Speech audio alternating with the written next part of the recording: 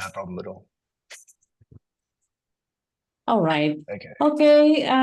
Good afternoon, everyone. Welcome to our sessions on the course of Political Economy of Development here in IR UGM. And we are so happy today to have our guest lecturer far away from Melbourne, from Monash University, to share with us about their project, their ongoing project on Cheetah Room Actions research, which I believe it will give much more inspirations for us on conducting our research here in Yogyakarta. Just to give a bit of a brief about our course, this is an action-based course. So the students here on half of our semester, they learn about theory and concept of political economy of development, like growth, unequal development, as well as modernity, as well as development and discourse, etc. And then after that, next month, October and November, we're going to go together with the student to conduct a field work in Yogyakarta. Here, we will go to an area called Jaban, which is part of Boyong River. And actually, this course, we have been in collaboration with community in Jaban since 2017. So it's already quite long collaborations with them. Mostly their program is on river revitalizations. Right now, they have been successfully maintained, the river area, safeguarding the river area as well as the tradition. And now we are going to conduct more circular economy program in Jaban area or in Jaban village with the community. And now the idea for this course is to invite our student as part of co-design or co-participation in this river revitalization program. And the idea is these students, by the end of this semester, they will design sort of initiative through a poster, what sort of circular initiative programs in Jaban to be implemented by the community, as well as the collaboration, the consortium we have there in Jaban. And in order to give more concrete inspirations to our students, we have invited several ongoing projects on river revitalization. Before you from Monash University, we already invited another project here in Jogja called Air Warga. I'm not sure whether you are familiar with this. This is also a river revitalization project, or more on water governance actually here in Yogyakarta. And now we are so happy to have more inspirations from Monash University. So I have announced your profile to our students, but I'm happy to introduce you. So now we have actually here Dr. Brendan Clyde Josie, and also Dr. Paris Hadfield, who will joining us later on. And I'm also happy to welcome here Mas Diki Tanumi Harja, PhD students at Monash University, who also working on this Cheetah Room projects. So I think the format of this course today, or this session, is we will listen more on the project presentations, maybe for 40 minutes or 50 minutes or so. I mean, feel free to do so. We still have time until 2 o'clock or 1 hour and 50 minutes.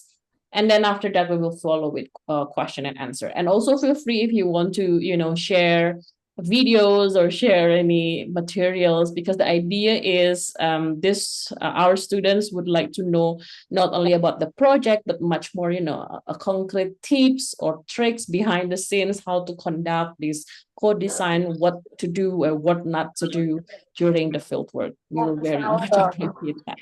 Okay, without any further ado, I'd like to give time now to Brendan and also Diki to introduce your Cheetah Room Actions research program. Great. Thank you very much, Bibiana, for the introduction. And I'd just like to note that Paris has now joined. So Paris, are you there? Great. Just so everyone's now Oh, involved. okay. Yep. Great.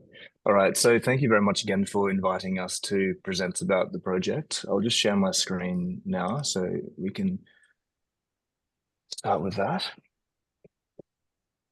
So, right. So today we'll be talking about our project, the the Chitteram Action Revital Research Program, which is working on the Chitteram River, which is it's working on a tributary of the Chitteram River called the Chitterick near Bandung Regency. So it's in the outskirts of Bandung in a peri-urban context called the Chitterick River. And so our work is quite holistic today in terms of its outreach. So we're looking firstly at things like river ecology. We're also looking at socioeconomic factors, looking at governance, looking at circular economies, and broader waste management strategies as well. So we have a number of objectives in the project and a number of disciplines involved. Or I think someone's unmuted. Do you mind muting now? Thanks. Yeah, and so we'll talk across the project today. But to start with, how we'll structure this session will be, first of all, I'll provide some context for you about the Chitteram River and some of the challenges that rivers are facing more broadly in the catchment between Bandung and into Jakarta and the Bay of Jakarta. And then following that, Paris will talk a little bit about the project itself and some of the specific activities that we're undertaking in the project. And then finally, we'll go down to a much closer look at the process of co-design in the project and the role that took and the importance of co-design within it. But to start with, just to frame the context of the Chitteram River, I'm sure many of you are familiar with some of the challenges it faces. And so just to summarize and to get us all contextualized about the challenges that we're facing, some of the work that we're doing in the project is that we are working with a river system that millions of people rely upon for many different aspects of their lives, from food and livelihood all the way through to animal husbandry, fishing, and even tourism. But despite that, this river is also extremely polluted, and I think we're all quite familiar with the challenges by working in this space. But just to put it into context, 20,000 tons of solid waste and 280,000 tons of industrial wastewater are discharged into the river every single day. And so mostly this is untreated waste and sewage, and it's from domestic households. And so one of the big questions we have is how can we support clean and productive rivers, as well as help communities move towards sustainable growth and circular economies? And so these are the questions that frame our project. And to have a look at this and to consider the context more, I would like to draw upon some recent experience a recent experience that I had taking some students from Monash University and also some from ITB in Bandung on field visits around the Chitteram. So I'll just draw upon that to frame some conversations around some of the challenges facing rivers more broadly. So to start with, this recent set of site visits, we travelled from Warragambong, which is the very mouth of the Chitteram River, all the way up until Chisanti, so Chisanti Lake, which is the source of the river. And so these sort of site visits had objectives more or less to understand how patterns and flows of materials and water and people can contribute to some of the degradation we see in river systems, but also to identify critical points of intervention within river systems. And so the importance of the site visits in this is that we can understand and ground our observations very closely when you actually arrive on site. So rather than desktop research, it's very important that we understand the context that we're working within. And so I'd like to share some of these observations before we move into the Chitteram project specifically. again, so we understand that we're working within very specific contexts that have very complicated factors that contribute to how they're emerging and developing and some of the patterns that they're following. And so to start with, Muara Gembong, some of you may be familiar with, is at the very tip of the bay of the Jakarta Bay, and it discharges into the Java Sea. And so this area here we can see is Muara Gembong, or part of it, and it's a very isolated area. It's also a very contested area. So the ecology of Muara Gembong is one that's working with people, so human settlements. It's working with, oh, excuse me, let me go back. It's working with existing ecologies, so some very fragile ecosystems. And it's also working with human settlements that rely upon the environment for their livelihoods. So in this instance, in Muara Gembong, it is largely a fishing community. Additionally, this area here on the very tip of the river system is a remnant mangrove forest that is home to some endangered species of langur, the Javanese langur. This area is also one that is extremely vulnerable to sea level rise, and you can see here on the top of the page that we have a lot of evidence of erosion and sea level rise up in this area. And so we're looking at an extremely fragile space. So the site visit here, as we can see, is got a series of dwellings that are developing up the river. So these are fishing villages that rely and also work with the river. And so we can see here the way in which the human landscape or human development and urbanization is starting to shape these river banks and these river systems. To the left of the screen here, this is a constructed channel for fishing. So this is not a natural part of the river, rather it's been channelized and has been dug out for fish breeding. And so we can start seeing the relationship between water and people in these contexts. Similarly here, we can see these large fish ponds that are very constructed human landscapes or human interventions that are then interacting directly with sorry, I think someone's unmuted again. If you don't mind muting, that'd be great. Thank you. So we have these very constructed environments that are also working or confronting the existing ecology here. So these mangroves here are some of the protected areas, so conservation zones in the area. So we have to start considering when we look at these projects or any kind of revitalization project, what are the existing conditions and how can we work together with existing processes, so the human and the non-human actors as well. And how can we start balancing these relationships? So again, just some more images of the area. So we can see these fairly large mangrove forest. However, it is still a place that's very much relied upon by residents for livelihood and also for trade and economy. So moving on now, if we consider this, so we can see what happens at the very end of this river system. And now we're going all the way to Lake Chisanti, which is down here in the southern part or southeast of Bandung. And so Lake Chisanti is the source of the Chitterum River, or Chitterum Zero, and it's where the very first water comes out of the ground, so the spring water for the Chitterum. So this area too, again, in plan or in this map view, you can see very clearly how it is also an extremely contested environment. So we have huge amounts of agriculture and productive land, human settlement, as well as some remnant forests. And Lake Chisanti is right in the center here. And so these river systems are constantly interacting with and confronting human intervention or human alteration to the environment. And so this is the view from higher up in the mountain here, and you can see this catchment. So this is the catchment that runs down towards Bandung, the valley, where the water flows through agricultural land and ultimately through urban development. One thing to emphasize in these contexts is the importance of site visits, because what we see here is a series of farmland or productive agriculture. Yet from the air, what we think we see is forest.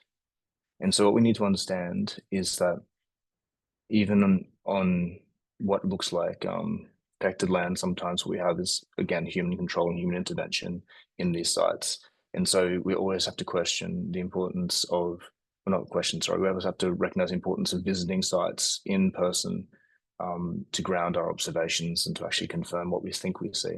So as you go forward in your next part of your course and you start doing site visits, really analyzing and considering what you see and what you, I guess, some look at on maps is very, very different. So be very conscious of this. This is another example of this where we have a restored forest interacting very closely with human intervention again. So this here is the one of the spring sources of the Chitteram River. This is a one of the ground springs that we visited. And you can see here, this is a place that is extremely pristine. This water here is you can drink straight from the stream, and it's a place that is extremely protected by local custodians with a high degree of stewardship. And so it is something that's got a lot of high significance to the people of the area, and as such is very well protected. What we see as we move away from this space, oh, excuse me. And here's just a video of this, an example of this water coming from the ground. So this is the spring water tributary. And what we can see from this is that as we move away from these areas, so the star here is the Chisanti Lake, and we can move about 10 kilometers away, we start seeing a very different relationship to water. We start seeing the streams and the rivers, rather than being places that are sacred and protected, we start seeing them being used more as a resource and something that is used by humans to support their activity. So for example, here we start seeing how water can be funneled away from streams and then sort of engineered and changed. And so the river system changes and the relationship to water changes from one of protection to one of use. Similarly, here we start seeing these the streams and the rivers changing gradually as we get away from these this earlier source. And then we start seeing some of the challenges. And so, for example, here, this is about 2 kilometers from where we saw that very pristine water. So we start seeing the waste issue emerge very quickly. Now, if we move a little bit further away, so this is about 20 kilometers from the from Lake Chisanti in Chipare, which is on the outskirts of Bandung. This is the condition of the river. And so very rapidly, we see deterioration in the quality of water and in the amount of debris that we're seeing in the rivers. And so as these rivers pass through urban environments, they become increasingly burdened by use, and they often start being seen more as a threat rather than as a resource in many ways, like for flooding, for disease transmission, and often for pollution. And so one of the key things about river revitalization is how do rivers interact with the human development in settlements. And so, for example, is just to illustrate the point that we see not far away, so 25 kilometers from the source of the river, which is a protected, pristine environment. 25 kilometers away, we have this kind of condition, which is an extremely deteriorated river environment. I'm going to move more quickly through this now, sorry, because I'm conscious we have quite a lot to get through in a short amount of time. But just the third location that we'll talk about is the Patamukti site, which is actually the CARP, the Chitteram Action Research Project site. I won't go into too much detail with this because Paris will talk about it more closely, as will Dicky. But ultimately, this again is a site with a great deal of human intervention through agriculture and urbanization, where rivers are again used, or water sources rather, again used as a resource. So for rice paddy irrigation, and then we have often quite deteriorated river systems as well that are close to it. And so the question is, how do we work with these existing conditions, and how do we help revitalize these environments? And then, in addition to this, we have some of the issues of solid waste, which ultimately find their way into our river systems. So through informal or unregulated rubbish dumping. There are some institutions that are starting to work with river restoration, like Waste for Change and Chitteram Repair. who work not far from Bandung in this instance, this site, and then who are manually removing waste from rivers. So this is not far from Bandung. It's downstream from Bandung, so between Bandung and Jakarta, and this group here are working to clean the river and also promote circular economy principles using using flexible plastics and multi-layer plastics to generate commodity. And so here is an example of some of the, well, this is some of the soft plastic they've pulled out of the Chitram River since 2021.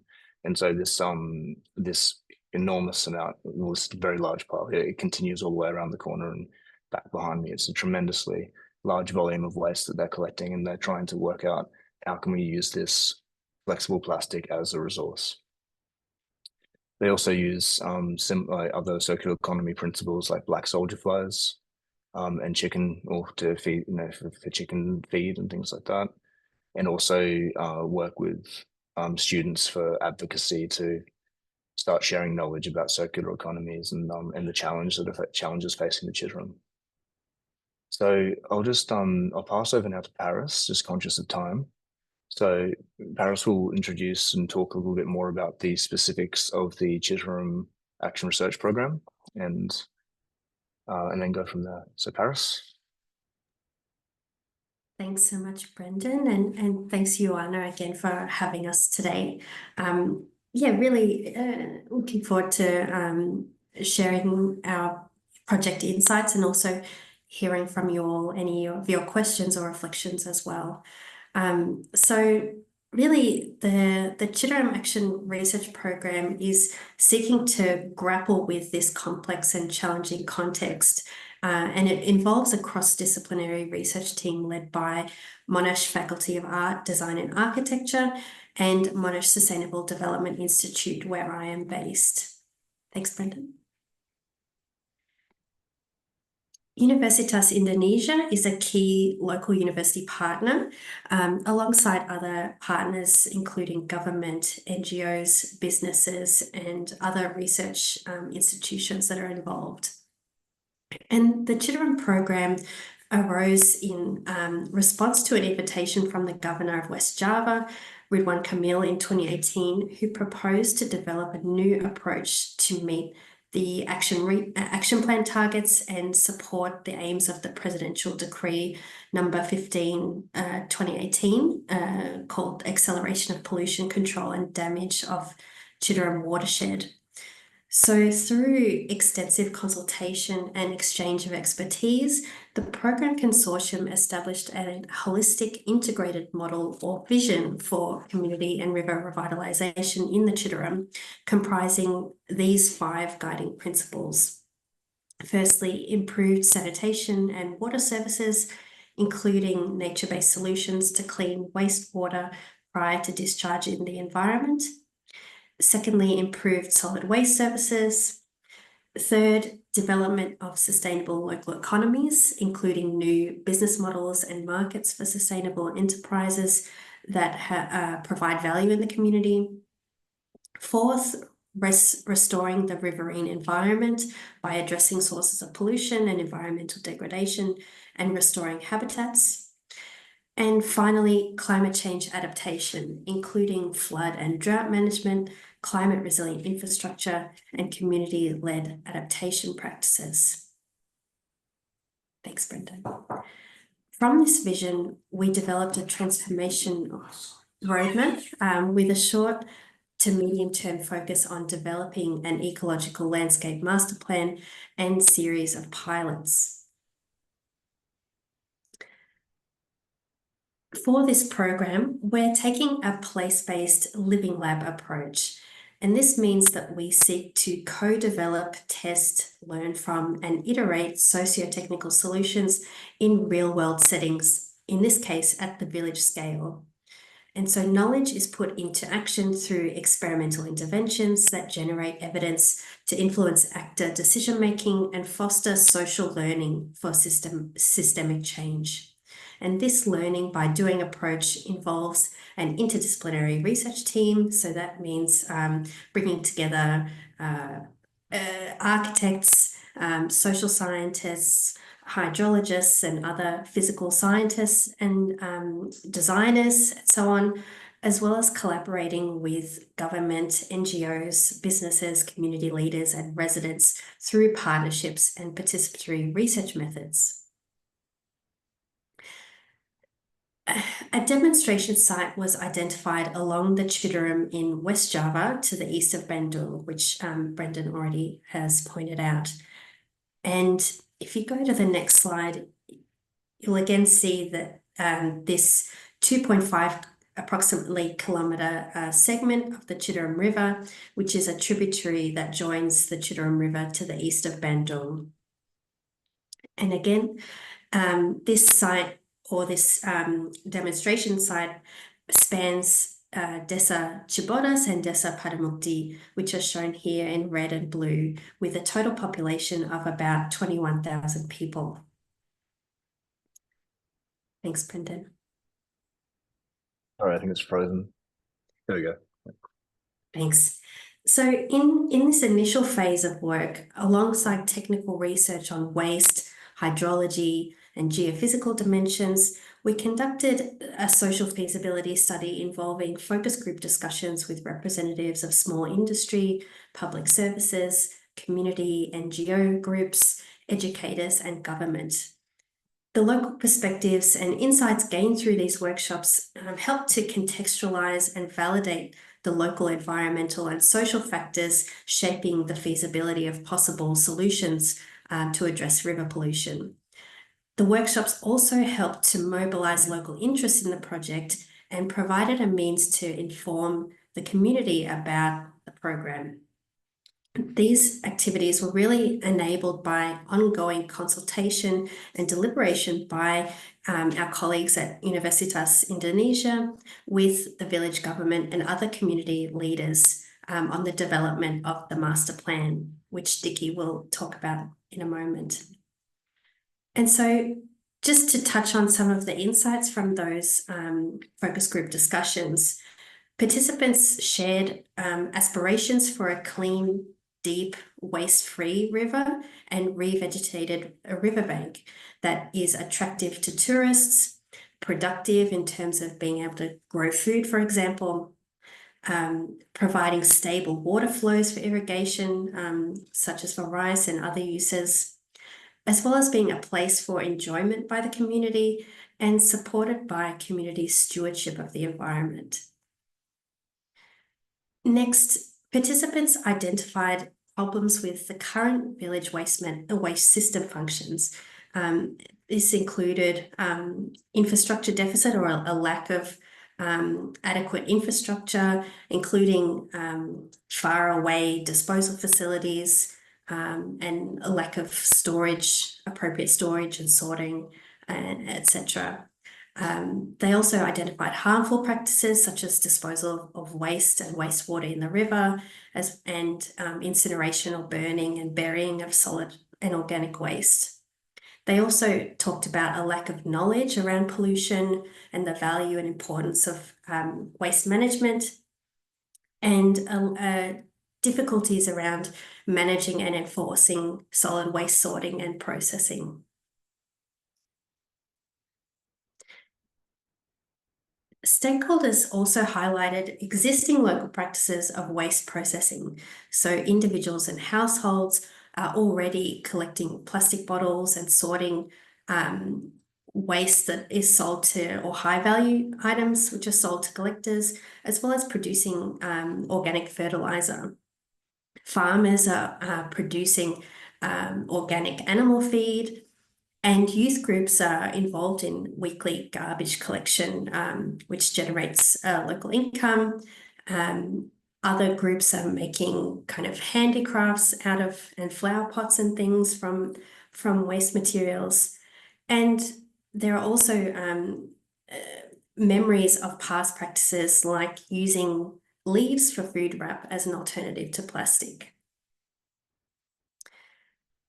And in addition to environmental and public health outcomes, the economic development opportunities of circular waste systems really resonated strongly with stakeholders. And they talked about entrepreneurship, so business opportunities, like in biogas or the production of new goods by SMEs, tourism, and the like. Also in terms of exchange, so the sale of goods to generate income for people, farmers, the community and local businesses, as well as functional uses of waste like organic resources for farmers, improving agriculture productivity, and so on. So these insights really validated what we had already had a sense of at the site, but also provided a sense of local community preferences and needs. And so following those early engagement activities, we sought to undertake more participatory, hands-on activities with community members in subsequent design workshops as part of the finalisation of the master plan. And Dickie will discuss these activities in more detail next, so I won't go into it here. But one other activity to mention, thanks Brendan, is that we employed video ethnography methods to really illuminate and give a platform for people's lived experiences of the environment, and to further explore the challenges and opportunities for revitalizing the area. So the footage, and you'll be able to watch the documentary on YouTube via that link on the slide deck. The footage features village government and public service representatives, a waste worker shown here, a rice farmer, and the former governor of West Java. The video is 10 minutes and it weaves together the project team's expertise, as well as spatial data, local voices, and the master plan concept. And in doing so, it connects the human and village scale experiences to the wider conditions of the watershed, and harnesses storytelling to demonstrate the significance and potential of our project to stakeholders and funders. So before I hand over to Dickie, I'll talk a little bit about the work we've been doing over the last 12 months or so following that early phase of work. And this has been focused on our waste to resource pilot, where we've been co-developing, monitoring and evaluating new ways of managing waste at the demonstration site. And so the two villages, Chibodas and Padamukti, largely had an informal waste collection system. And so waste was disposed into two waste banks located in old river oxbows. So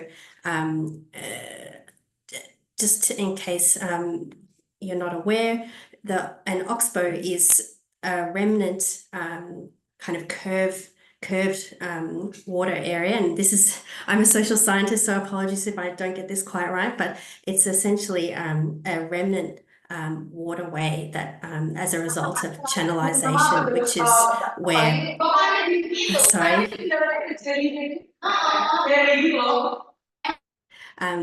channelization effectively straightened the river, and so it left these remnant waterways. And so in our site, some of them have been kind of transformed into waste banks where waste is disposed of, but also people are sorting and collecting recyclables, as well as incinerating or just stockpiling waste.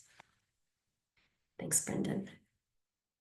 So the technical feasibility studies highlighted that a significant proportion of waste is not accounted for and potentially entering the environment. So this mass balance analysis shows the waste inputs and the way it's essentially disposed of, either in the oxbows or incinerated or openly dumped. But we know that based on the average amount of waste generated per household, or per person, I should say, that there is a volume of waste that is not captured. On the next slide, you'll see that A waste leakage study also highlighted that that food wrappers make up the vast majority of waste leakage in the environment here. So to really frame the waste pilot from a governance and systems change perspective, we undertook a review of existing academic literature on waste management and circular economy in the Global South. And this focus on the Global South tried to account for the unique conditions in settings where informal waste management predominates, and also as a kind of a following the history of things like colonization and challenges around development. So the 10 principles for transformative circular economy transitions that we set out in this paper, which is not published yet, but it's currently under review. They encompass closing material loops and supporting local economic development, as well as key processes for advancing transitions through systems thinking, place-based experimentation, and capacity building.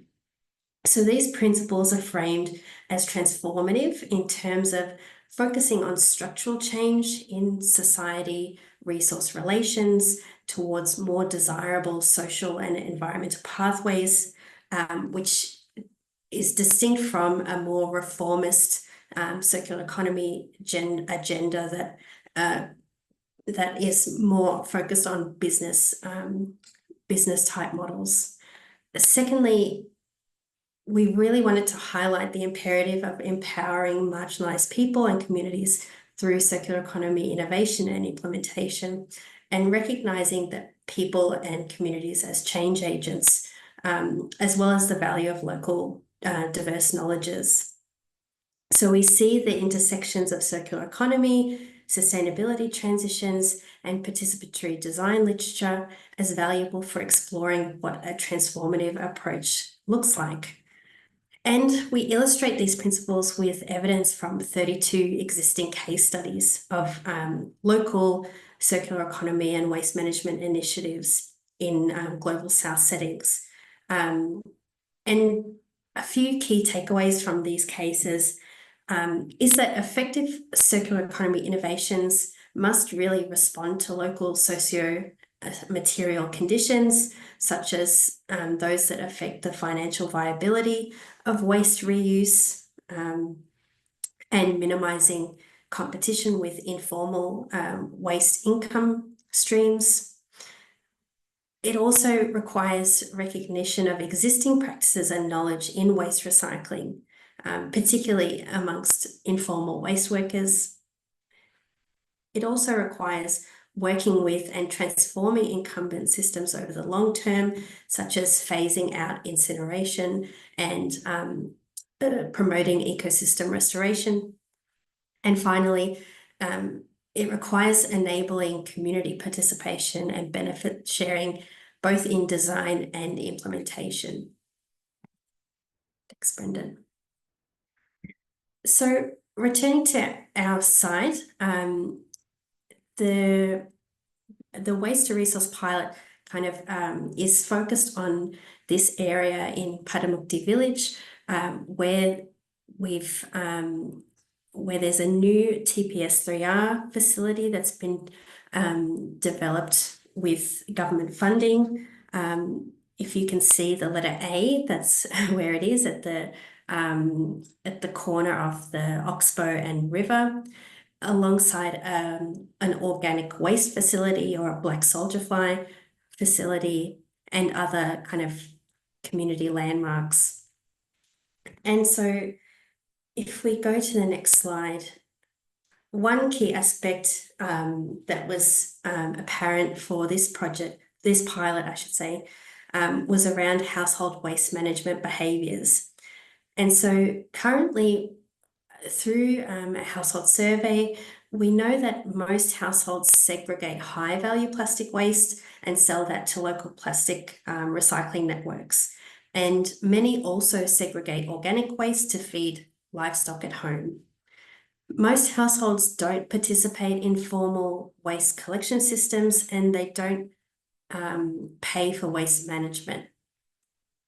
So a behaviour change campaign is underway to really encourage people to pay for waste collection and ensure that their waste is disposed and deposited at the local waste management facility.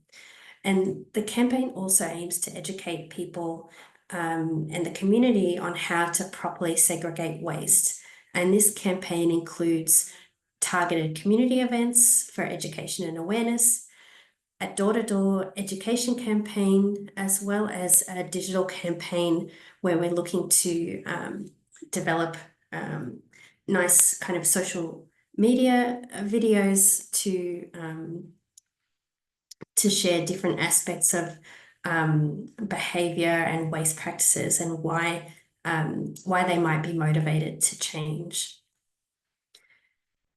And so working with our local partners, particularly YPBB, we're establishing a new segregated waste collection system, which enables collection of separated waste, so plastic waste, kitchen waste, other organic and other inorganic waste.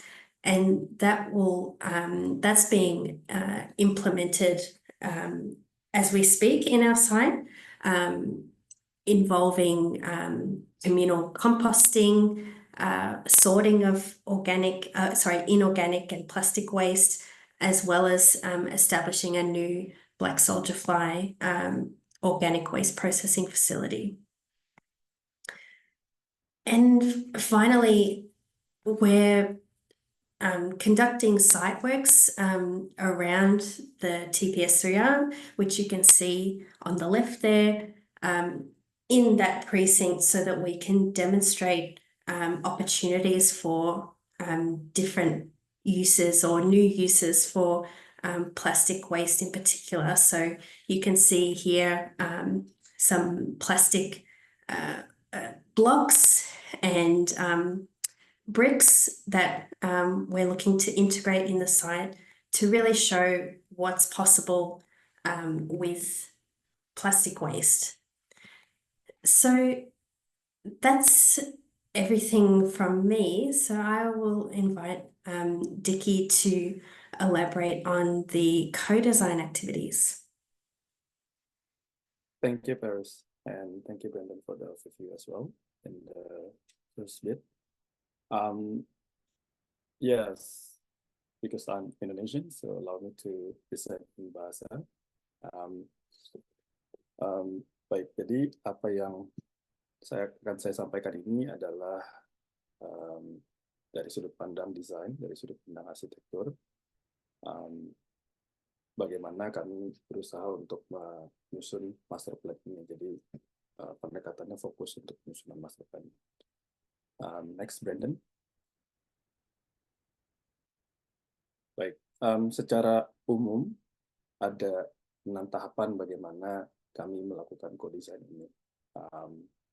Jadi memang co-design ini ada banyak sekali pendekatannya, tapi ini yang kami lakukan. Jadi tahap pertama kami melakukan persiapan, lalu kedua kami melaksanakan, lalu kemudian ada proses desainnya, karena kami desainer, lalu kemudian kami presentasikan apa yang kami dapatkan, apa yang kami terima, apa yang kami olah, kemudian kami memperoleh respons, kami mendapatkan tanggapan dari pesertanya, lalu kemudian kami melakukan refleksi. Ya. Nah, idealnya yang warna merah itu, tahap ke-7 sampai ke-10 itu adalah tahap yang harus dilakukan lagi untuk mendapatkan hasil yang lebih baik. Dan kemudian tahap selanjutnya 11 sampai 14 itu juga dilakukan. Tapi yang kami lakukan untuk Citarik ini, kami hanya melakukan dari tahap 1 sampai 6. Ya, nanti akan saya jelaskan kenapa. Next, Brandon, please. Ini adalah tahap persiapannya. Jadi persiapan untuk melakukan co-design ini sudah jauh-jauh hari dari tahun 2021. Walaupun pelaksanaannya, implementation-nya itu di tahun 2023 ya untuk pendekatan desain ini. Kami sudah banyak melakukan perencanaan dan apa yang kami bayangkan yaitu adalah ada kegiatan di mana ada satu gambar besar yang semua orang bisa menunjuk, semua orang bisa mengusulkan, yang tujuannya adalah bahwa pada prinsipnya orang-orang itu bisa melihat gambar yang sama, situasi yang sama, problem yang sama, dan mungkin mengusulkan hal yang juga berguna bagi tempat yang sama tersebut. Dan di sisi lain adalah untuk bisa membangkitkan atau menimbulkan diskusi-diskusi yang menarik yang mungkin selama ini tidak pernah dibahas. Selanjutnya, next Brandon. Nah, ini adalah kita mulai dari tahap persiapannya. Ini adalah persiapan yang dilakukan di Melbourne. Pada saat itu saya dibantu oleh Michaela, karena Michaela adalah supervisor saya juga. Apa yang kami lakukan adalah kami melakukan persiapan bukan hanya secara materi, karena materi tadi sudah dibahas sebelumnya ya, tapi juga ada secara logistik. Kami membayangkan bagaimana situasi itu akan terjadi, dan kemudian kami mencoba kami test print materialnya, peta-petanya dalam skala-skala tertentu, mana yang baik, tidak terlalu besar, tidak terlalu kecil, lalu kemudian kami mempersiapkan juga material-material yang kurang lebih akan dibutuhkan. Jadi misalnya ada alat tulisnya, ada bagaimana cara peserta itu dapat menyampaikan aspirasinya, bagaimana caranya mereka bisa menyampaikan pendapatnya, dan seterusnya, dan seterusnya.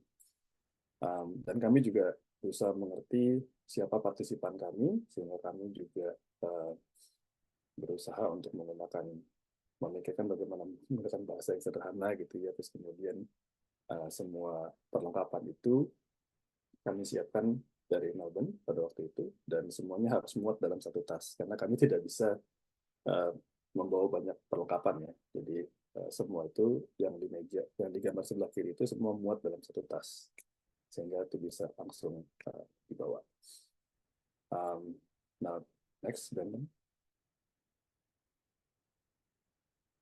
Baik, ini adalah saya akan menjelaskan secara lebih detail proses implementasi ini. Jadi setelah persiapan panjang, lebar, implementasinya sendiri hanya berlangsung selama 2 minggu periodenya.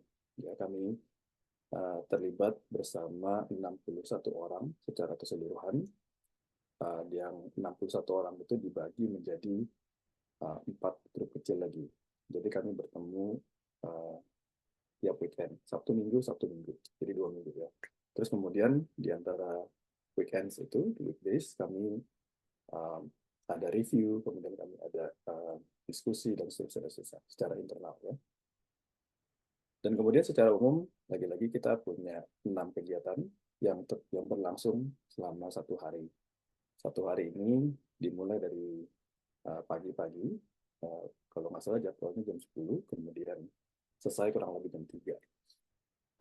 Kegiatan ini kebetulan saya yang pimpin sebagai lead facilitator, tapi kemudian ada juga teman-teman fasilitator dari Universitas Indonesia, dan kemudian Paris juga hadir dalam kegiatan ini, membantu mendokumentasikan semuanya, dan membantu nanti dalam proses refleksi, ya, karena kami beruntung bisa punya tim yang cukup banyak, cukup solid, dan cukup fleksibel. Ada 9 kegiatan. Yang pertama kami mulai dalam doa, ya, kemudian ada ice breaking sebagai pengenalan. Jadi ice breaking dan perkenalan ini menjadi satu. Ada ya kegiatan yang berbeda, tapi overall dia sebenarnya menjadi satu. Lalu setelah kami melakukan pengenalan, ada berusaha membahas masalah-masalah yang ada di lingkungan mereka sendiri. Lalu kemudian ada istirahat makan siang. Lalu yang poin nomor 6 itu kegiatan ice breaking lagi sebenarnya, tapi bentuknya berbeda. Nanti saya akan jelaskan perbedaannya apa. Kemudian nomor 7 yaitu melakukan visualisasi dari aspirasi ini. Jadi ada masukan-masukan dari partisipan yang kami berusaha visualisasi. Kenapa menggunakan visualisasi? Karena kami dari latar belakang desain dan kami ingin mencoba berkomunikasi dengan cara yang lebih efektif.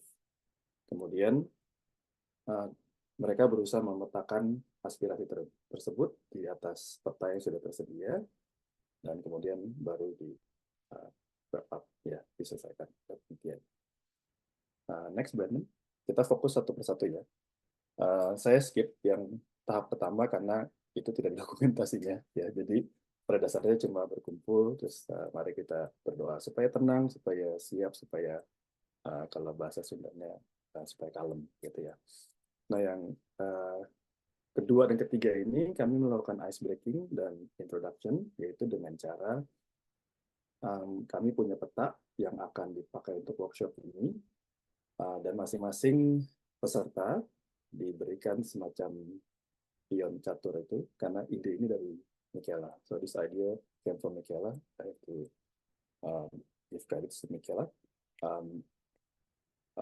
Pada dasarnya ada satu semacam pion, bentuknya semacam pion catur. Ini nggak kelihatan sih, tapi yang kecil-kecil yang ada warna kuning dan post-it itu pada dasarnya mereka menuliskan nama, kemudian nama, alamat semacam itu, kemudian cita-cita. Jadi lucu-lucuan aja sebenarnya. Terus kemudian mereka menaruhkannya di peta tersebut untuk menunjukkan lokasi di mana mereka tinggal, bekerja, atau apapun yang ingin mereka tunjukkan.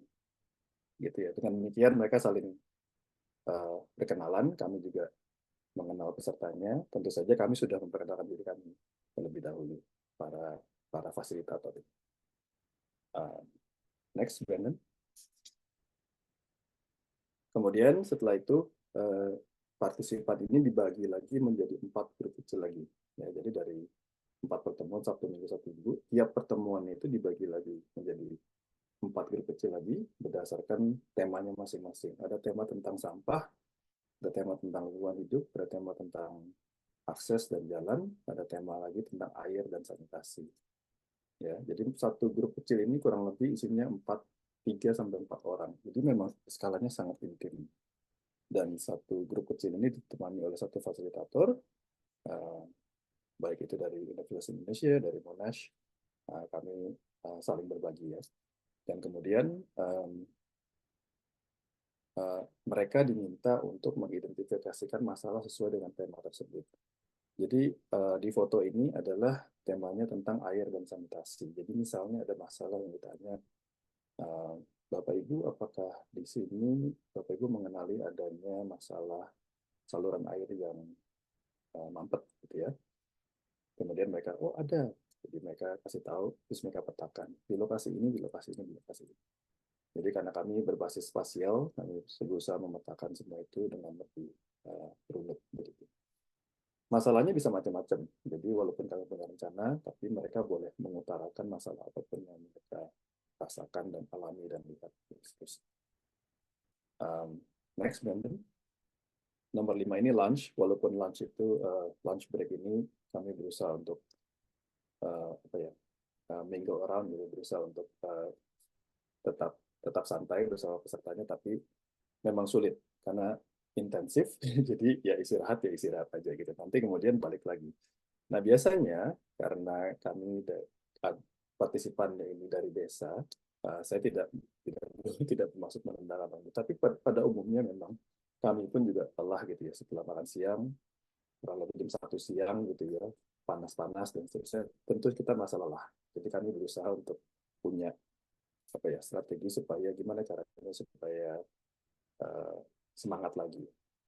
Nah, salah satu yang diusulkan dari teman-teman fasilitator itu gimana kalau kita melakukan peregangan, stretching gitu ya. Jadi di hari pertama, minggu pertama kami melakukan stretching. Habis stretching kemudian baru lanjut ke sesi berikutnya. Tapi kemudian kami sadar dari minggu pertama, wah stretching ini kurang asik ya. Kenapa ya? Karena kayaknya malah tambah ngantuk. Jadi kayak tidak membuat tambah semangat. Jadi kami menggantinya menjadi nari, menjadi dansa gitu ya. Next, Brandon. Ya udah, jadi kami berubah strateginya. Yang penting bisa tetap happy gitu ya. Jadi kebetulan para fasilitator kami juga uh, cukup apa ya, cukup modal berani gitu ya, bisa bisa adaptasi, bisa coba macam-macam gitu, nggak malu-maluin. Justru mereka semangat berinteraksi sama partisipannya. Di minggu kedua kami berdansa, bahkan ada momen di mana um, uh, di perkenalan itu, introduction. Yeah. So I also have to mention about you, Paris, during one of the design workshops, that in the introduction, Paris introduced herself in Bahasa Indonesia. So it was a really good way to engage with the participants. So anyway, we just had to adapt in a very different situation. Itu poin nomor 6. Jadi ini termasuk dalam struktur kegiatan kami. Next, Brandon. And then di nomor 7 ini kami setelah mengumpulkan semua masalahnya dari kelompok yang kecil-kecil itu, kami berusaha untuk memvisualisasikan apa yang menjadi aspirasinya. Jadi kami tidak hanya berfokus pada masalah, tapi kami juga berfokus kepada solusi atau aspirasi. Setelah partisipan ini dibantu untuk mengutarakan aspirasinya, kami membantu untuk memvisualisasikan aspirasi itu. Jadi kalau di foto ini, setiap peserta itu digilir satu persatu. Jadi bukan kelas yang siapa yang mau nanya, siapa yang mau berbicara, itu bukan. Jadi satu persatu memegang mic-nya, digilir, menyampaikan saya ingin ada perbaikan jalan misalnya. Di bagian mana. Kemudian ada teman kami, salah satu fasilitator juga yang kebetulan latar belakangnya dari arsitektur, itu berdiri yang di belakang itu di tembok. Dia berusaha menggambarkan. Tentu saja jangan mengharap gambar yang langsung indah ya, tapi itu adalah gambar yang spontan. Jadi misalnya minta ada sungai yang bersih. Bagaimana cara menggambarkan sungai yang bersih? Langsung digambar on the spot. Ya, jadi itu memang intensitasnya sangat tinggi, tapi menyenangkan. Ini kayak lagi main game apa ya, tebak gambar gitu. Next, Brandon. Lalu setelah itu, mereka sudah tahu nih, sudah mendapatkan bayangan aspirasi seperti apa. Kemudian mereka diminta untuk memetakan aspirasi itu. Jadi kalau tadi petanya itu adalah peta untuk kumpulan masalah, sekarang peta yang berikutnya adalah peta untuk kumpulan solusi atau aspirasi. Kurang lebih seperti itu. Next, Brandon. Kemudian setelah para partisipan diminta untuk pulang, kami mendapatkan data yang cukup signifikan untuk kami olah, yaitu apa? Dalam kegiatan ini, kami punya satu peta yang menampung aspirasi warga. Jadi kami rekam ini, kami juga rekam audionya dari para partisipan selama kegiatan dari pagi sampai sore ini gitu ya. Tapi yang secara data secara visual kami rekam itu adalah data pemetaan aspirasi ini, dan kemudian next, Brandon, adalah tadi gambar sketsa tadi gitu, karena gambar-gambar ini yang akan mewakili solusi yang akan kami implementasikan di master plan begitu. Jadi kami para fasilitator, it's okay Ben, you can go to the next slide. Nah, setelah itu kan para partisipan sudah selesai 2 minggu, periode ini sudah selesai. Saya kembali ke Melbourne pada waktu itu, kembali berkumpul bersama tim Monash, dan kami memproses data-data tersebut. Ya karena karena background kami adalah spasial, arsitektural, gitu. Jadi data tersebut kami taruh dalam peta yang sudah kami siapkan sebelumnya. Nah, kami juga sadar dalam proses ini bahwa tidak semua aspirasi itu bisa dipetakan di tempat yang telah diusulkan, dan tidak semua aspirasi itu relevan. Ya. Jadi, misalnya kalau teman-teman lihat di sini di bagian nggak kebaca ya. It's okay. Jadi ada contoh, misalnya ada yang meminta lampu jalan. Ya, itu kan usulan masyarakat, sah-sah saja toh. Tapi karena mereka minta lampu jalan itu tidak termasuk dalam bagian di mana kami bisa sediakan. Sebenarnya tidak ada yang bisa kami sediakan, kami hanya bisa mensintesakan semua ini menjadi usulan satu master plan yang utuh. Gitu. Jadi gimana caranya? Jadi kami berusaha untuk mengkategorisasikan usulan-usulan apa saja yang kurang lebih bisa uh, dimasukkan ke dalam master. Next, mungkin. Caranya adalah kami berusaha mengkategorikan masukan-masukan ini berdasarkan 3 prinsip Sustainable Development Goals. Ya. Ada prinsip ekonomi, ada lingkungan, dan ada sosial. Ini adalah rangkuman dari sekian banyak data yang kami miliki. Kemudian ini proses yang sudah tinggal bersihnya aja gitu. Dan kemudian kami identifikasi ada tiga usulan yang menurut kami penilaian kami pada saat itu yaitu bisa kami sintesakan menjadi sesuatu yang bisa berguna untuk revitalisasi sungai. Ada mini zoo, ada educational park, ada traditional market. Ini kan bentuknya liar sekali ya. Kenapa mereka minta mini zoo gitu ya di desa gitu. Tapi kemudian mini zoo itu bisa menjadi alat untuk memasukkan prinsip-prinsip yang lain. Nah, itulah tugas kami sebagai desainer, menjadi kreatif untuk bisa mengusulkan usulan yang baik. Gitu. Next, Brandon. Setelah itu, kami punya desain. Di sini desainnya tidak terlihat ya, tapi yang ingin saya sampaikan sebenarnya adalah desain tersebut sudah melalui proses pemikiran yang panjang, kemudian kami kembali lagi ke masyarakat dan kami presentasikan hasilnya. Jadi di foto yang sebelah kiri itu adalah hasil dari masukan masyarakat, masukan partisipan ini, kami presentasikan, dan kemudian di sebelah kanan ini adalah mereka diminta untuk menuliskan respon. Apakah mereka senang, mereka tidak senang, apakah mereka merasa apa, dan mereka diberi kebebasan untuk mengekspresikan apa yang mereka alami, atau mereka rasa kurang, atau mereka rasa cukup. Komentarnya cukup beragam, jadi menarik ya, karena kan kita selalu berusaha mendapatkan respon dari partisipan. Tentu saja sebagai orang yang ditanya kalau mau ada peningkatan, pengennya apa gitu ya, mereka minta lagi. Jadi mereka dari sebelah kanan ini dari sekian banyak aspirasi ini saya capture sebagian kecilnya. Ada yang minta tolong tambah ini, tolong tambah itu, yang ini belum, yang itu belum, ya wajar saja.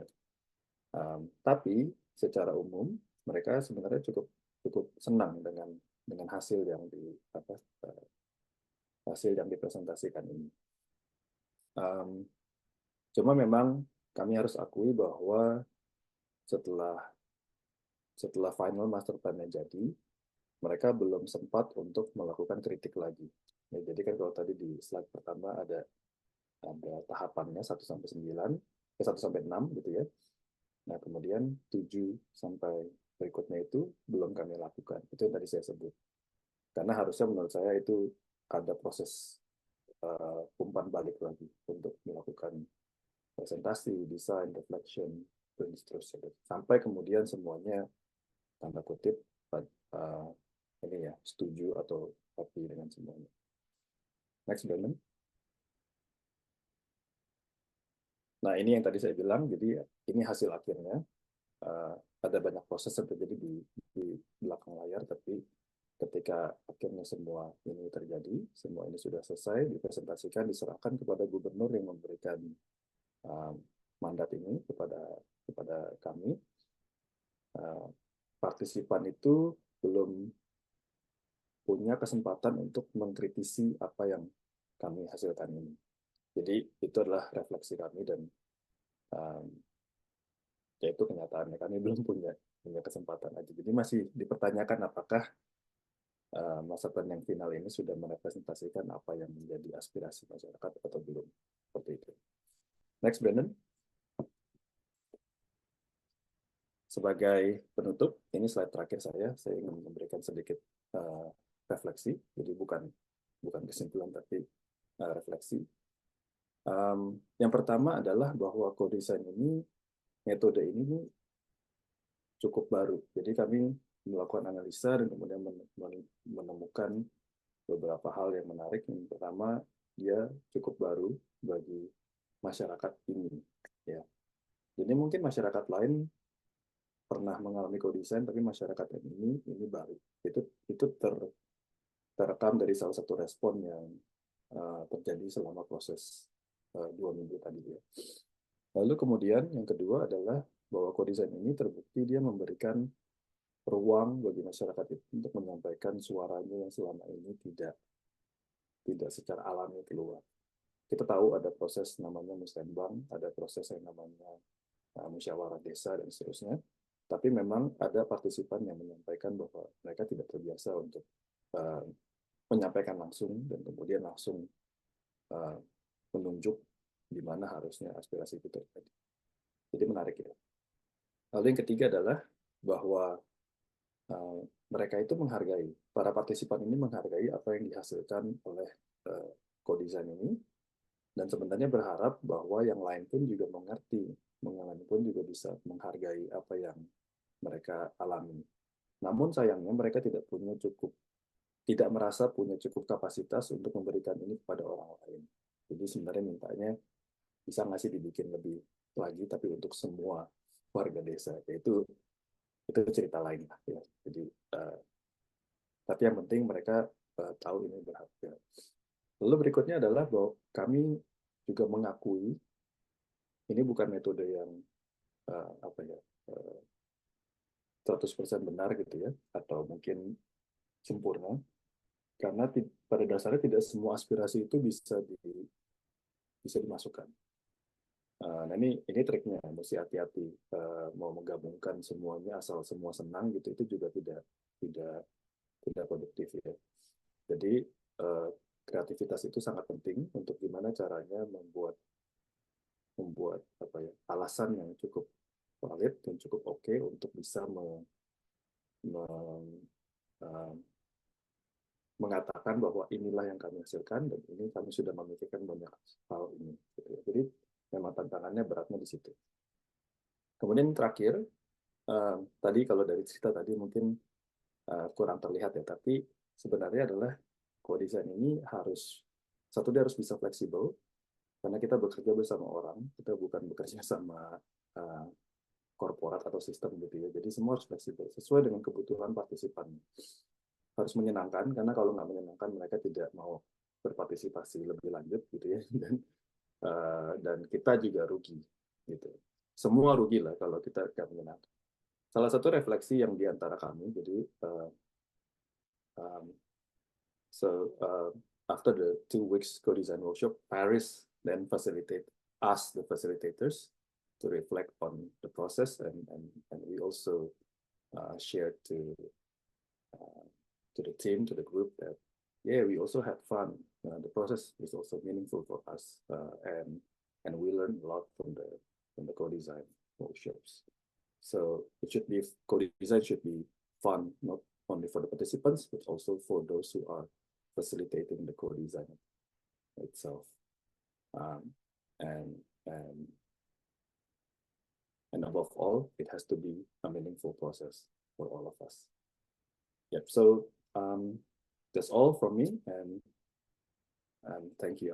I'll return this to Brendan, or do you wanna? So please, thank you. Great, thanks so much, Dicky, and thanks, Paris, for presenting as well on the project.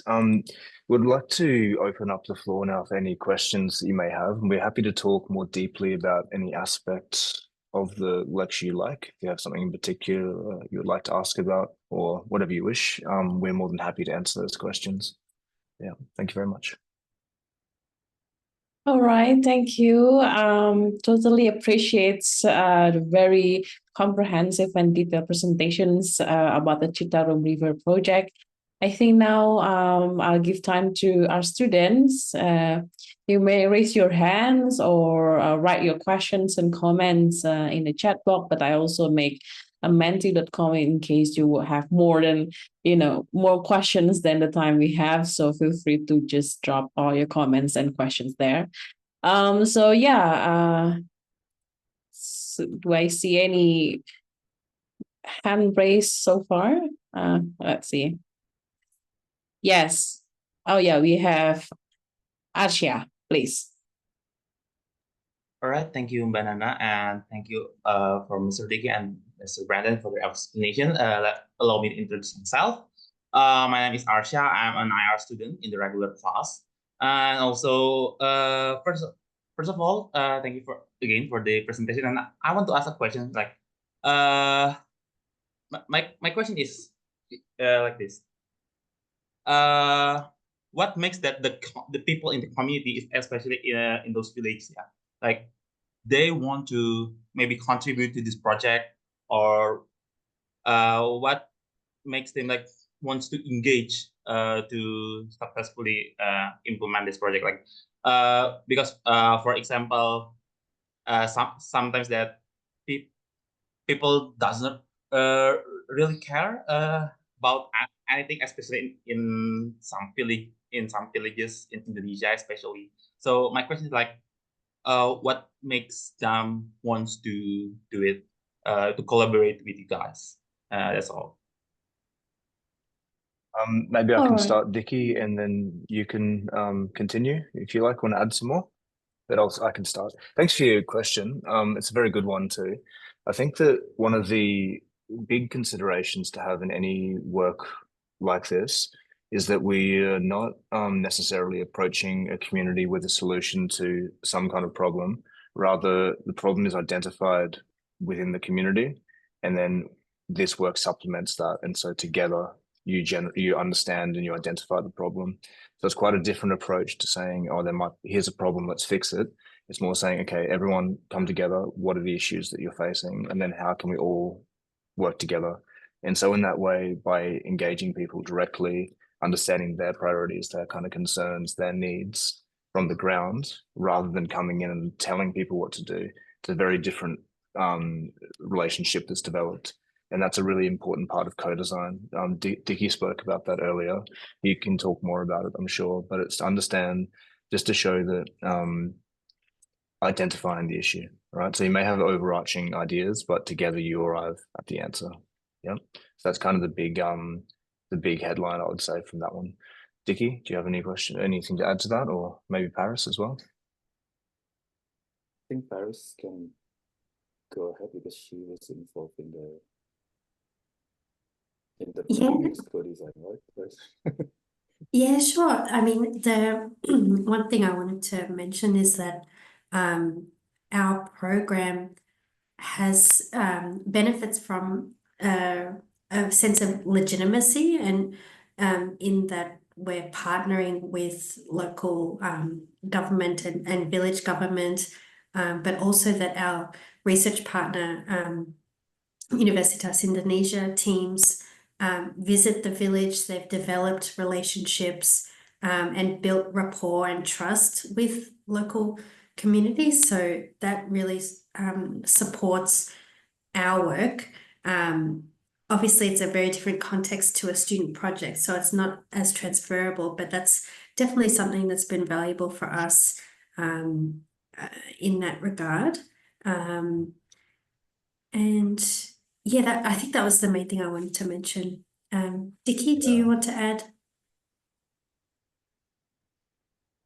Yes. So I really agree about building relationship from the outset. As you may have seen that even though we did the particular co-design workshops in 2023, but the relationships with the community has been built from 2021. So it was a 2 years period beforehand.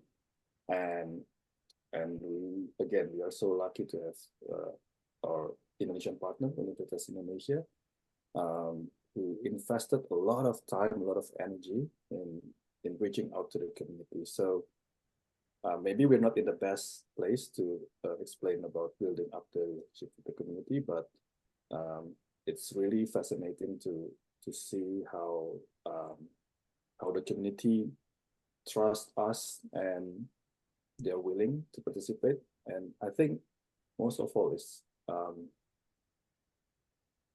they know what they're getting out of this, and like I mentioned earlier, they also appreciate the value that they are receiving from the activity. Thank you. That's right. Yeah, and it really does come it really does come from that initial relationship building and identifying issues from the ground. Like it's really, really important. All right. I think we have more questions also here on the Menti matters, but also I think I see Atya.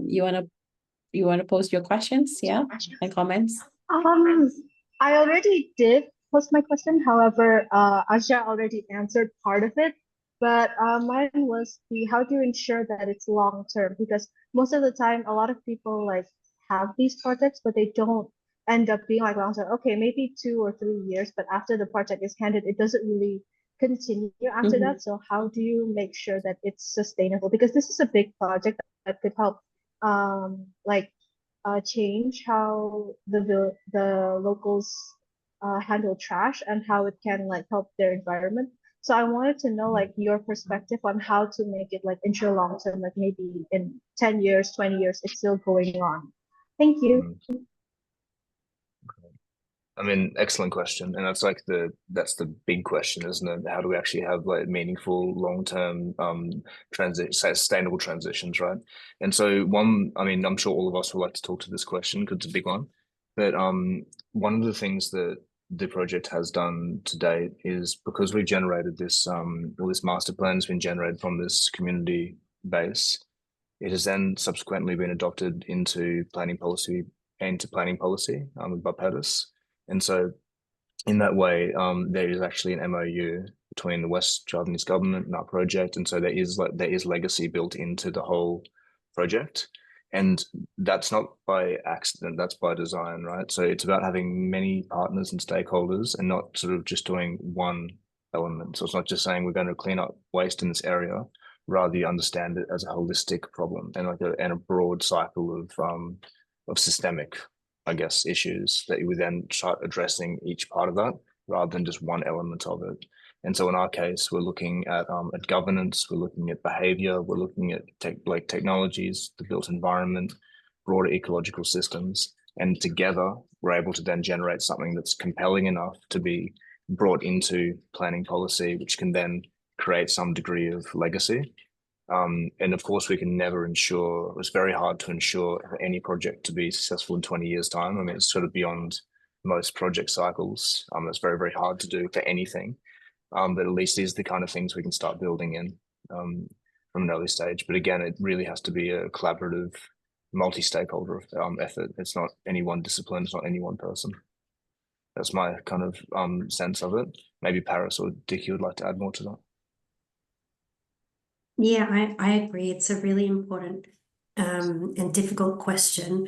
I guess for us as researchers, something that we certainly aspire to is to have and gain sufficient funding so that we can monitor and evaluate change over time. And that's something that we're working on, and it always depends on available funding sources. But besides that aspect, I guess something that is key to the project is developing local capabilities. So really the collaborative approach and partnership approach enables joint learning, and through that change can happen within those organizations that we're working with, and in their work influencing broader change. And Brendan already mentioned institutional change in terms of government processes and policies. So I guess our theory of change is distributed in terms of working collaboratively and influencing change through the partner networks and their networks as well. And of course, for the waste pilot in particular, the longevity of the TPS3R facility is a key challenge, because we know that TPS3Rs, more often than not, they fail. And so we're trying to understand how to make us a financially sustainable facility.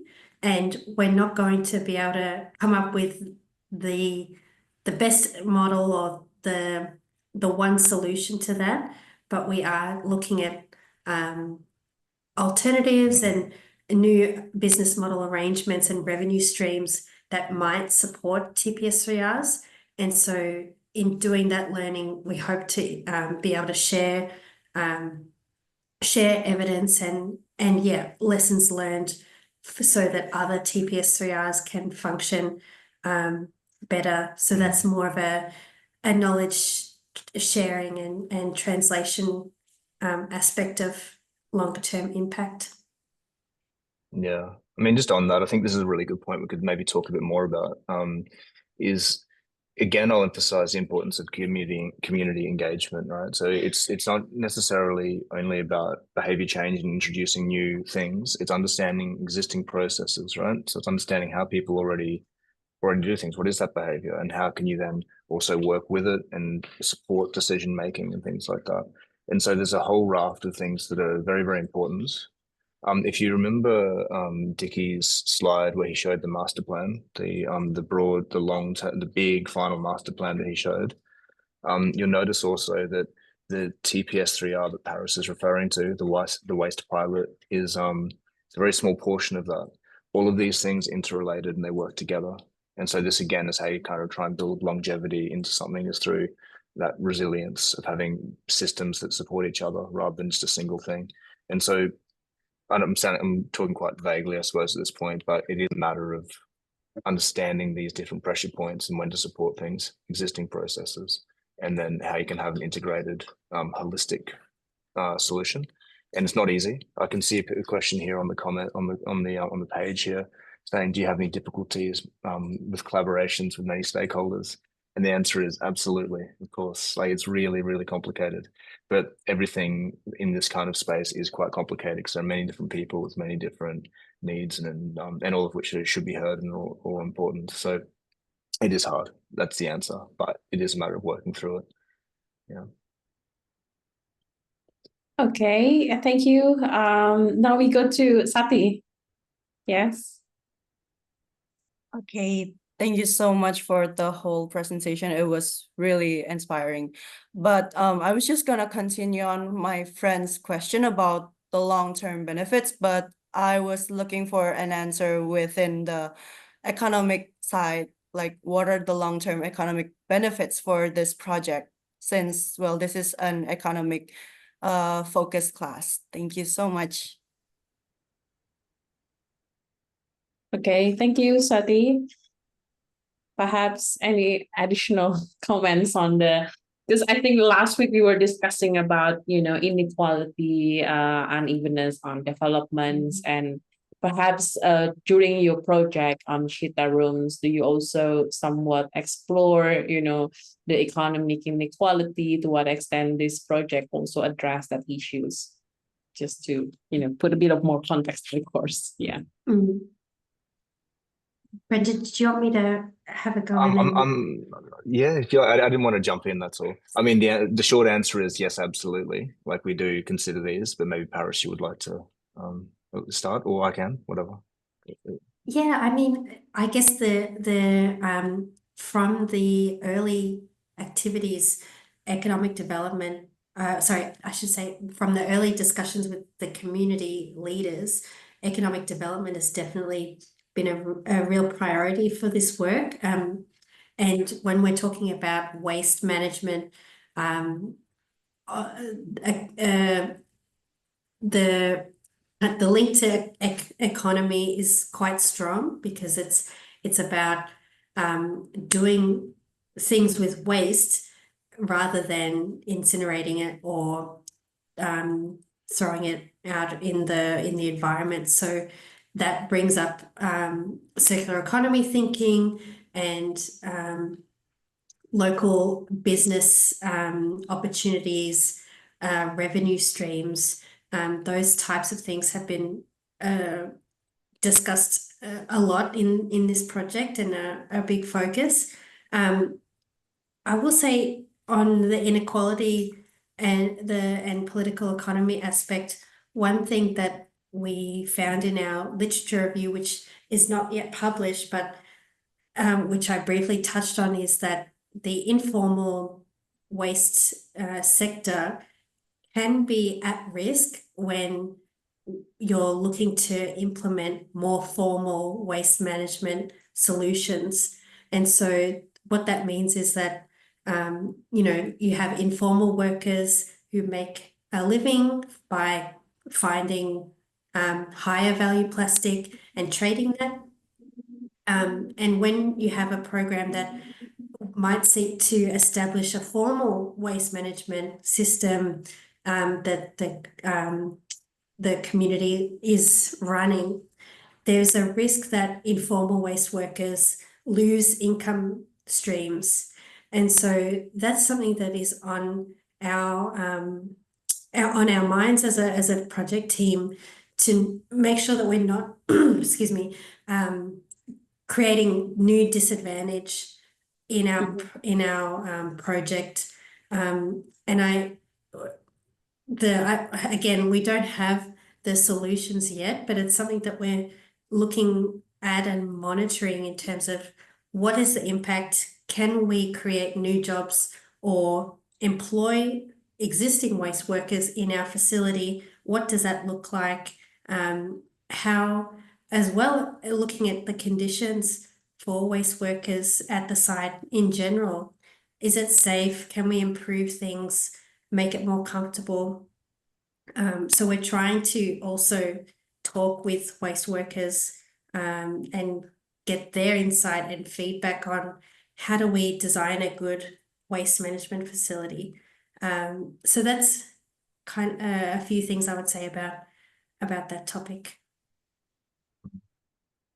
Yeah, additionally, to this, there are some innovation side things that we're looking at as well, because we're working with a very decentralized model here. So we're talking about the economic side of it. We're operating in, I guess you'd probably call it a microeconomy kind of context, where it's a small village, quite isolated, somewhat decentralized.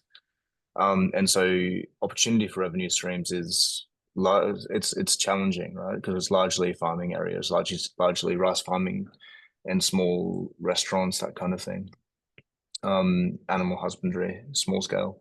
And so what we're looking at as well is how can you actually generate some kind of commodity from things that are traditionally a challenge, like flexible plastics and some of the big challenges we're facing in the river, things like that.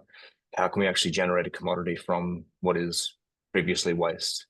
Now, one way that you might be familiar with already is the black soldier fly model, which is how you generate high value compost or fish food or chicken feed by using black soldier flies to work through organic waste. It's quite common in Indonesia.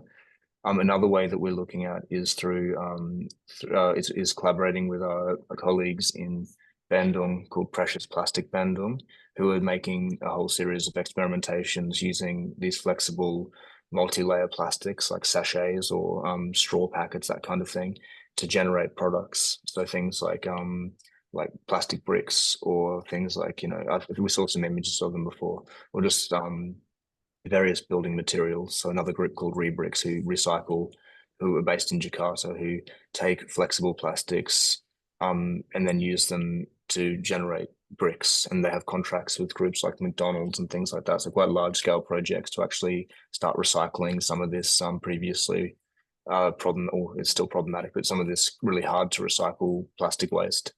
And so by doing that, we're also exploring alternative, maybe untapped markets for the economic development. Like, can we upskill local builders to create some of these products who can then sell them? So generating a different market. And so by doing so, you can generate an additional market as well as clean up environmental pollution. So that's some of the other things we're looking at as well. I hope that answers your question a bit. I don't know, Dickie, if you wanted to add something as well to this one. Yes, I do. I think it's just a bit of just some findings from my research. It might address this question and also the previous question. But the thing is, when I did an interview with the village leaders, I found out that the river itself is not a problem. I mean, the river's health is not a problem. The river's pollution rate and all that is not a problem at all. So, and they are not authorized. They don't have any authority to do anything about the river because the river belongs to the higher level government, right? However, whenever they were asked what sort of development that they would like to have in the village, it's pretty common for them to ask for essential services, for example, waste services, clean water, and school buildings, markets, and education, sports and or anything like that. Basically, just essential services. So in the design process, in the master planning process, we aim for a long term, like 20 or 50 years ahead. But we realized that funding is limited. So during the design process, during the envisioning process within the internal team with Monash and UI, we realized that we should tap on the existing government programs. So there are available siloed government programs out there. For example, the TPS3R from PUPR, TPS 3R, and then there's also another program called SANIMAS, Sanitasi Berbasis Masyarakat.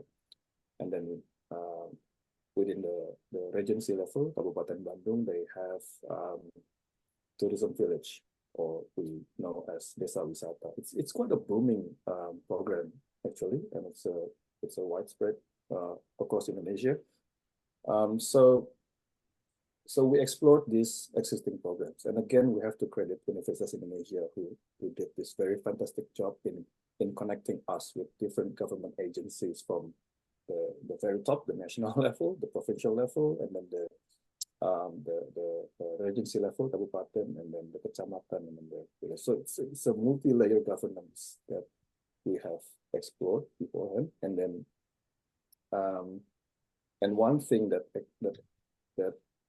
eventually framed everything is the notion of ecotourism, ecowisata, which also links to many kinds of interventions. And we also acknowledge ecowisata as something that can incentivize the community, the participants. So whenever we try to do, we try to communicate with the participants, with the community, they already know that this is an ecowisata project. This is not a river revitalization project. This is an ecowisata project, an ecotourism. So we use that. We use this term, ecotourism, as a platform, as a media to communicate, as a media to incentivize.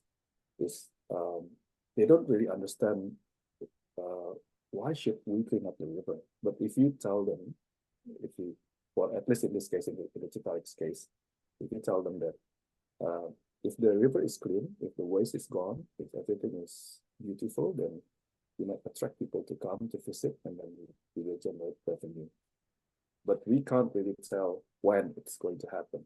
And again, this is not a panacea. This is not something that fits for all. This is not something that can be applied everywhere, on every situation. It depends on the context. So we realize that the funding is very, very limited, but at least we have set the long-term framing, and we use the ecowisata as the overarching frame for the project, which consists different kinds of interventions. So we sort of link and synthesize everything together. That's all from me. Thank you. Okay, thank you. Do we have more students who want to post your questions or comments to the project? perhaps a bit of more, practical questions that will, that will inspire you when you are doing your field work next month. I see there is a questions in the Menti that are related to your, sorry. Oh, anyone's using AI here, note taker. Okay, let me know who is using AI. So I'm just trying to make sure this is not someone from outside of the class. Okay, I'm just gonna read the questions here on the challenge of blended funding model, and with the context of global South countries. I think it's interesting questions from Debbie. Debbie, would you like to post your questions here on the blended funding models?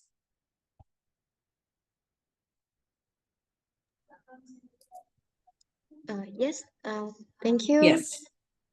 Thank you, Mbak. Am I audible? Yes, you are. All right. Thank you so much for the insightful presentation. I'm personally interested regarding the blended funding model, as the paper already mentioned earlier, and I personally want to know more. Like, what are the real challenge of using the blended funding model, as the global South, also the global South countries also face limited financial support for the project, and how we can solve this issue. Thank you. Okay, thank you, Debbie. Thank you for the question. I'm afraid I don't know if I have the answer to how to solve it, but it definitely was, as you saw in our paper, something that we had to manage and try to develop our own solutions for. So I guess an interesting aspect of our program is that we've been able to do these many years of work by obtaining multiple grant funding from various sources.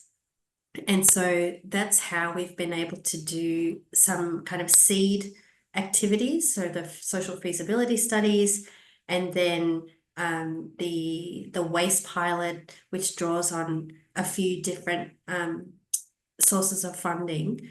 So, and again, the trying to do both research as well as infrastructure provision, and that's where we've sought to collaborate with government and draw on government funded build on government funded infrastructures like the TPS3R, which enabled us to establish a waste management facility and also explore with partners how to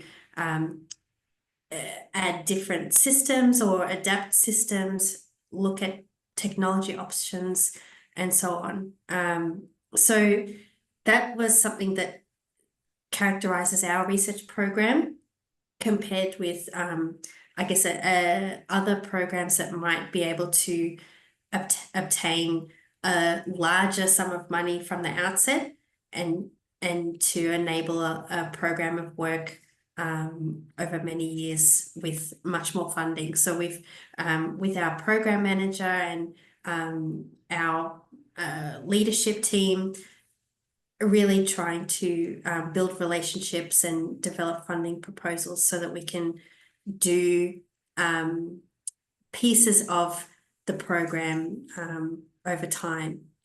But I don't have much to add around the research funding context for the Global South, but it is different to say in Europe, where there is more government funding available for this kind of applied research.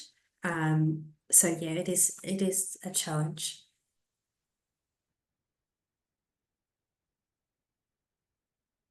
Okay. Okay, I think I would have one more questions from me, and feel free for students if you still have more questions to the team of Citarum project. I think my questions will be much more related to the circular economy. I was like, inspired when you are mentioned on your 10 principles of circular economy transitions. And I was like wondering, the way we discuss about circular economy are somewhat, maybe have difference the way how do we discuss circular economy in Western or European context, and the way we discuss circular economy project in the global South countries like in Indonesia. I was like wondering, in your project, is there any specific characteristic when we discuss about circular economy that pretty much different with the way we discuss circular economy in the Western or European context? What are uniques from Indonesians projects or contexts on circular economy? Thanks for your question. I think one thing that we found in existing research was that circular economy is a very Western concept, and it is something that's kind of has been popularized in Europe, for example. But we know that, well, there are varying definitions of circular economy, and in the kind of business sector, it's kind of more focused on technology and new enterprises, for example. But there are, I guess something I mentioned in the lecture was that in studies around waste more broadly in global South settings, there are existing practices and local practices of dealing with waste, whether it's informal or otherwise. And so I think one thing that has come up recently in discussions of the project is to wonder whether there are kind of a local definition that we can use rather than circular economy. Is there a local understanding of waste reuse and or material reuse, I should say, that we can use instead of circular economy? Is circular economy the best language to use? Of course, the Indonesian government talks about circular economy, so it is there in the policy discourse. But I suppose it's I would say the standout thing is that there are these informal practices, but it's not just a global South type thing. You see people doing kind of informal reclamation of waste, even in Australia or the UK or other so-called developed countries, where people will do what's called dumpster diving. So they'll go to supermarkets and find perfectly good food and other things that have just been thrown away, and they'll take those and try to make use of that rather than waste. So I think the attention to these existing practices that try to minimize environmental harms of disposing of goods and materials is something that stands out. But yeah, you might have some reflections, Joanna, about the concept of circular economy as well. Yeah, I totally appreciate. I think we should have another discussions on circular economy about it, because I think it's also very much resonate with the way we with the project that we are doing right now in our institute, Institute of International Studies. We also doing project on circular economy, and we use this project called Mundane Circular Economy because I think that's is what of our reflections. The way we discuss circular economy, there is like social, different language with different classes. Circular economy in Indonesia is pretty much a top-down language, that very much elitist language that only, taught by the top leaders or very much the government leaders, but not so much understood and applied and practiced in everyday level by the communities. They have their own language when they are practicing in their communities, and we are working with school community, for example. They have their own language and their own practice on circular economy. So yeah, I agree that there might be a more avenue on exploring circular economy transition much more on bottom up, much more on how the community are practicing it in everyday levels. Yeah, I can share you our papers on the mundane circular economy project. But I think we are already close to our, end of our sessions today. If is there anyone still want to add more questions to the groups or to the team? Yeah. If not, I will still open the Mentimeters for you to, have further in-depth comments or reflective comments to the theme. I think it's will be very nice to have some notes or comments to the Citarum project. We really appreciate the project and hoping the best for the not finalizations but for the process of the project. And yeah, just for a bit of update from us. So the idea is by the end of November, hopefully there will be sort of like collection of poster from students as the result of their field work. And if you are interested, we'll be happy to share it with you and have further discussions, because the idea is we will have sort of like festival on the river with the community. But I don't know if you have planned to come to Indonesia end of November, feel free to let us know. So maybe you can also be part of the festival end of November, somewhat on the Amazing. weekends. Sounds Do lovely. you have? Well, actually, I think I will be in Indonesia in the start of Ah, December. So maybe it will line up. I'd love to see the work. Yeah, yeah, that would be great. Let us know. So yeah, yeah, we that's are planning brilliant. to have the festival end of November or maybe early December. But let us know. I think Rob also planned to come to Indonesia, but it's in December. So yeah, Great. we'll be Yeah, happy Sounds great. to see you that sounds here. really good. Oh, it'd be great to see the work. Yeah, it'd be very interesting to see the different contexts as well that you're working in. So, what is the actual project? Are you you're proposing, or what are you co-designing exactly? What's the approach that the students are doing? Well, it is still a community development project, yeah. So it's the one we are doing in Jaban. We just part of the community, what's so called like pengabdian masyarakat, yeah, community program.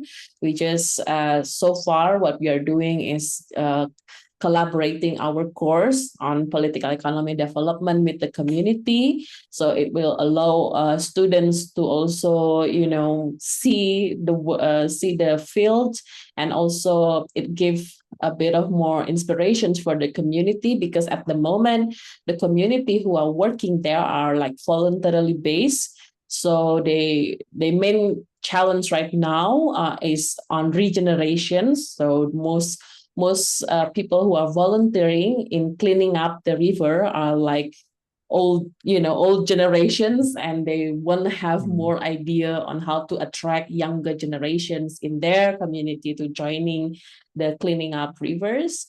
And second of all, since 2017 they are only focused on cleaning up the river, but they are somewhat also want to, as Mas Diki mentioned, I think the ecotourism is more sexy word or more sexy language to use.